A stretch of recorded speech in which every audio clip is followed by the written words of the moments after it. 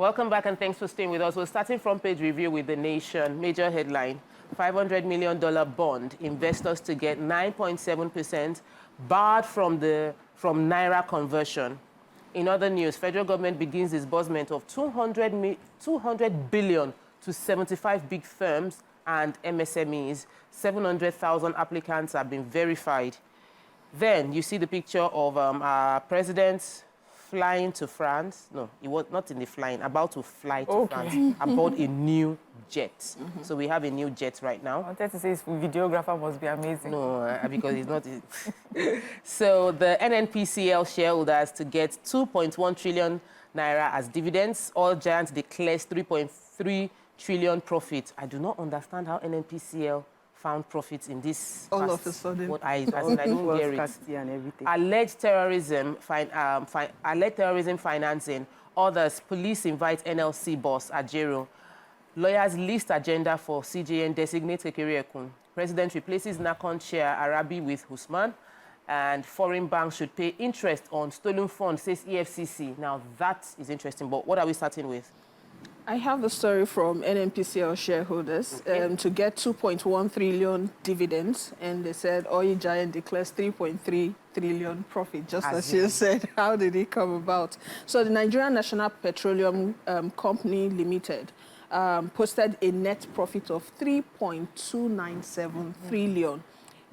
That's for 2023.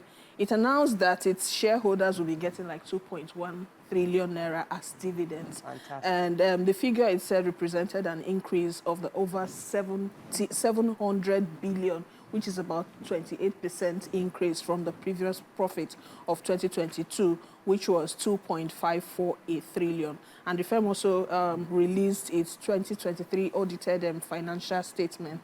And these people have been asking, just like you said, where did the profit come from? I just thought about it now that it could be dollar conversion. Yeah. But Naira devaluation made the money a whole lot more than it is, but the question is, why are they just announcing it? Because they've gone through bashing NNPC, you're just borrowing, you're not declaring profit. But it's good because this is 2023 profit.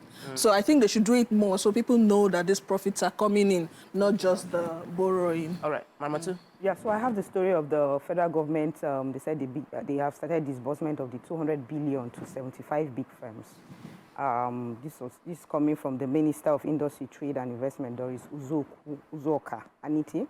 She said 75 major companies will get 1 billion single-digit loan disbursement next month, while another 125 billion will be given out as loans to micro, small and medium enterprises, she said. And she also said that 660,000 nano beneficiaries, representing over 60% of the targeted 1 million, have received disbursement across 774 local governments. She said the Presidential Conditional Loans and Grant Scheme is a 200 billion initiative. MSMEs will receive 125 billion. Manufacturers will get 75 billion. A company can get as much as 200 million as a loan from the 75 billion to be paid back. This is a way of helping businesses grow and also helping the economy to grow as well. So let's see how that's, we hope that a lot of people start receiving their monies very soon.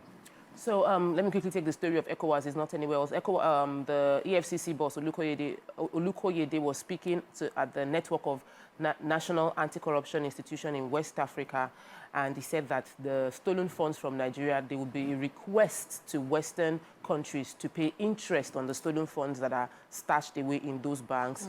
He said this, saying that the issue of assets, because it was highlighting the challenge of many West African countries and the fact that a lot of revenue funds have been taken away from the West African and deposited over there. Even when they recover, there's no interest paid. So they will give example, or he gave examples of some of the funds that have been in those countries for a long time and what the accrued interest could amount to. But we're looking forward to if the Western world will be willing to pay interest on those amounts of money that has been stolen and hidden there.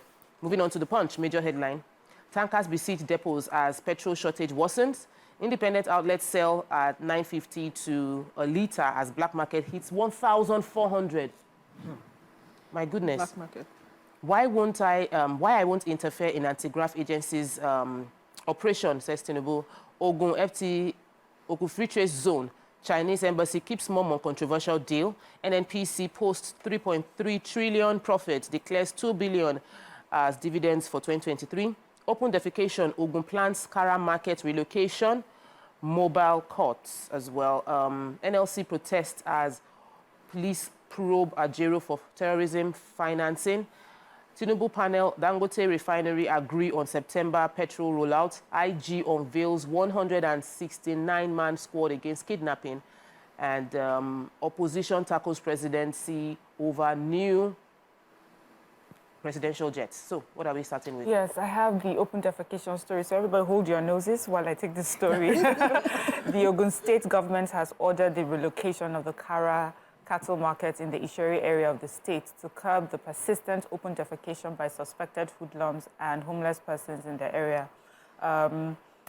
They said that the correspondent for Punch says that they've been monitoring activities along the expressway, and they observed that some sections of the expressway had become an eyesore, and there's stench oozing from the decayed number 2s, which commuters and residents have claimed that is putting them at risk.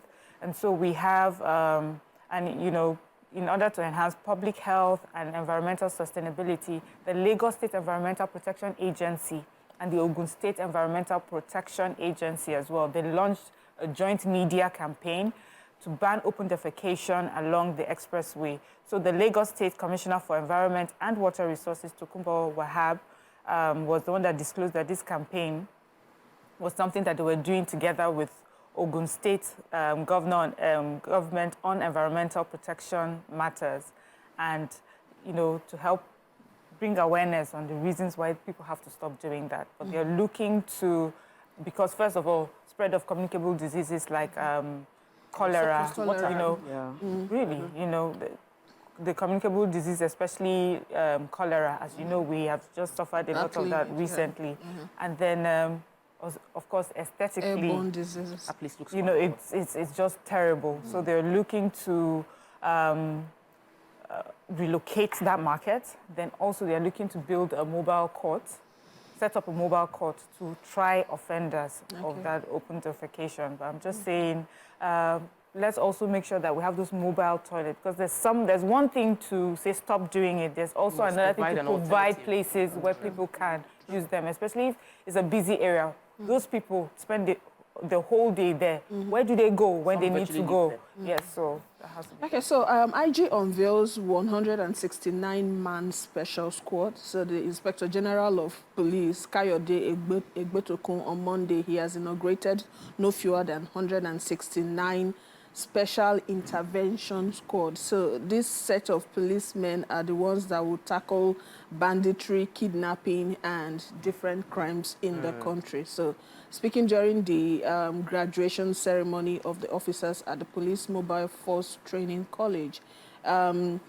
Nasarawa, he said that these men will fill in the gap where we talk about banditry and kidnapping. So it's a good start, but the question is 169 men, can they handle the issue of banditry and kidnapping as we are facing, and that is bedeviling Nigeria presently? If we use intelligence and technology, as if we use technology, we probably can narrow down without having to use a lot of, if this squad is for technology deployment, then the regular police officers can do the implementation of that, retrieving the kidnapping. So we need more information. So what story are you? It is. Okay, so I have the story of the presidential jets. The PDP and the LP they are saying that they are berating the president, Bola Tinubu, led federal government, for purchasing a new presidential jet worth $100 million without the approval of the National Assembly. As you can remember, they seized 3 of these jets.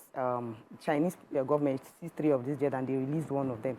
They said the one that was released is luxurious and very, very, very expensive to maintain. They lamented that in a country where the people were still wallowing in deep poverty, the president shouldn't be seen purchasing a luxury jet like that. And I quote, he said, and I quote, "There are so many shady deals being done by this particular government that the people are not holding them accountable for them. The purchase of the jet is only the tip of the iceberg. In fact, we heard that the president has allegedly bought a new car for himself." Interesting.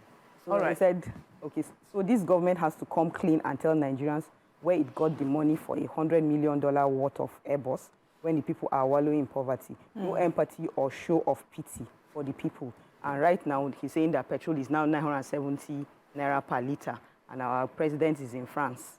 And look at the queues and everything. Well, this is what you expect from opposition, which is to clearly attack policies that they feel does not work for the people. Yeah. The people now are this is highlighting to them what they can make their choice, what the problems might be. And I'm not against the information being spread as much as possible. We are all tightening our belt right now. Let's take a quick break. When we return, we'll continue with the front pages of the paper. Stay with us. We'll be right back. Welcome back, and thanks for staying with us. We still have one more story in Punch. Yes, the major headline. So many tankers are currently at various depots in Lagos waiting to load petrol.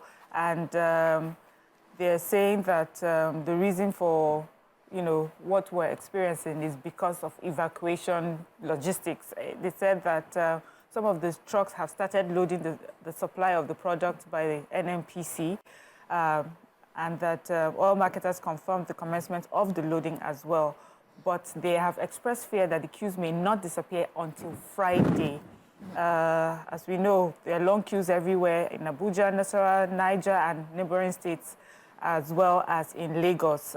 They also said that NNPC had vowed that the queues for petrol would end by Wednesday, and black markets, as we know, they said black markets has boomed all of a sudden. And so NNPC is saying Wednesday will be the end of the queues. The marketers are saying they don't think so until Friday. So we'll see how that goes. But they're just telling us it's really about evacuation. But we also have, other players in the field. We have that's Ipman, Independent Petroleum Marketers Association, the president. He was also talking about the fact the protests, all that accumulated. No, but that protest was since. Yes, he's just saying that all this has affected the reason why we're having all this challenges. The question is, at some point they instructed fuel stations to stop selling in gallons. So these black marketers, where did they get their products? Exactly. That's another thing. But he's solving problem right now, so let's not rock the boat too much. Yes. So he mentioned hunger protests, and they also mentioned dollar. You have to pay in dollar, and it's been hard for a lot of these marketers to get the dollar. Okay, moving on to Vanguard, major headline. TSA, fresh panic as federal government demands 50% of aviation agencies' revenue. Lots of damage being done to the aviation. Nigeria's reputation may have been battered from experts, and there is need to investigate these agencies. Air transport is not in danger. That's from the Minister for Aviation. In other news, we have NNPC. We've taken that story already, the fact that they are posting a 3.3 trillion naira profit. Isheshe Day, Lagos, Osun, Oyo, Ogun declare public holiday. Interesting. Police invites NLC presidents over terrorism financing, treasonable felony. How I'm winning war against corruption. That's from the presidency. And Naira crude sale begins on the 1st of October.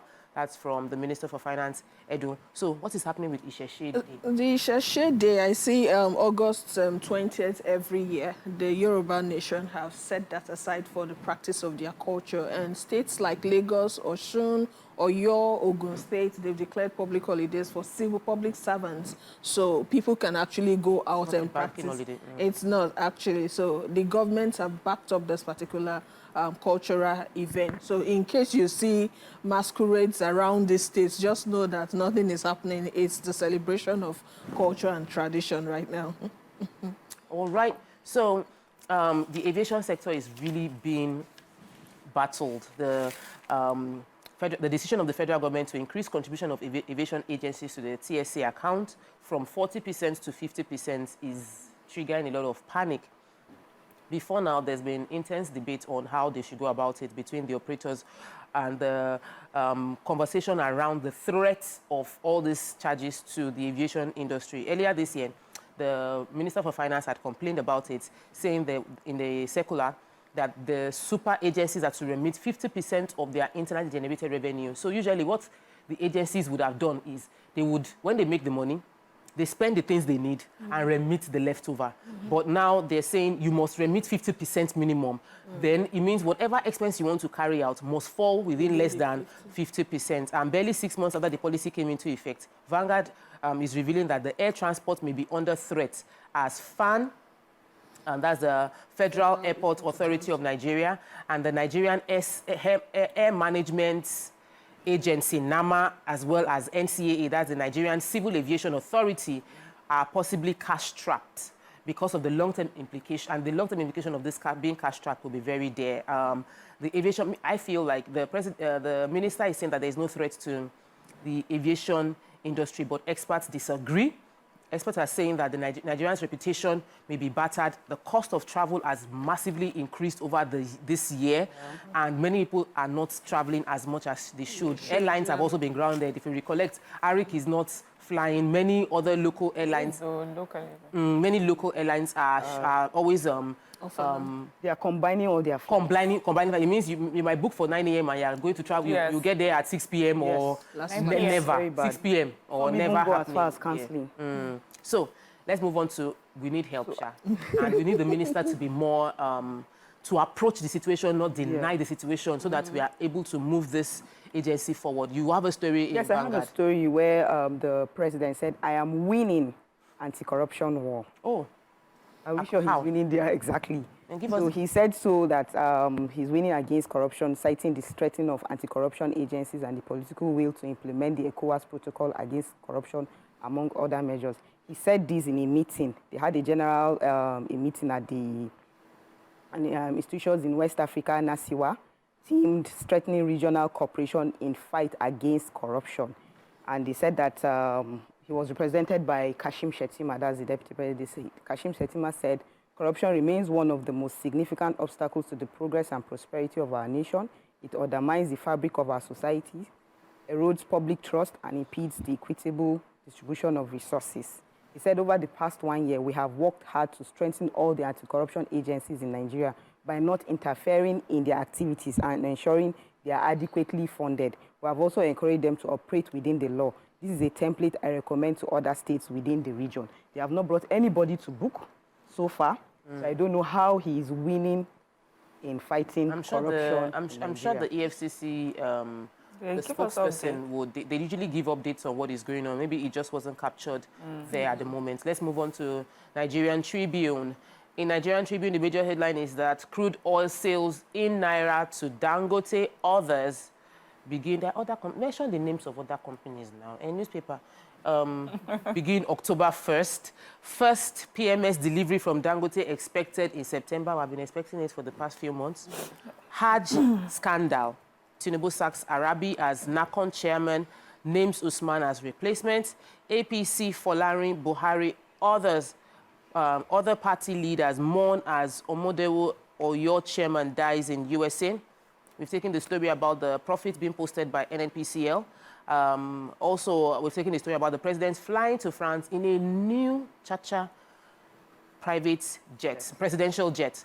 ASUU, however, has given the federal government 21 days notice for their strike, and the police has invited NLC president over alleged terrorism, financing, treasonable felony, and cybercrime.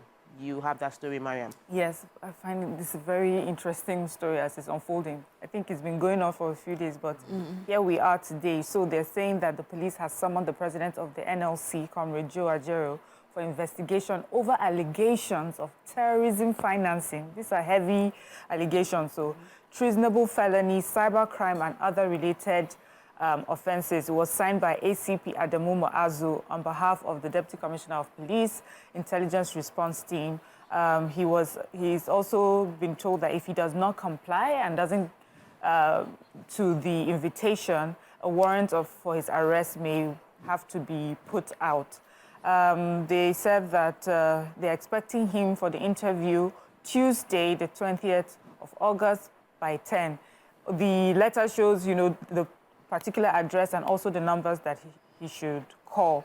On the other hand, we have, Labour sort of responding as well. They said that, first of all, in the letter for them, they found it curious that he was not addressed by his official title of President of Nigeria.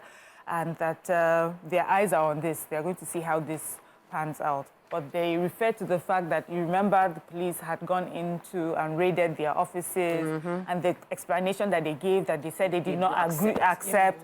And obviously, this is where they're headed. They're thinking that someone wants Joe Ajero out of circulation.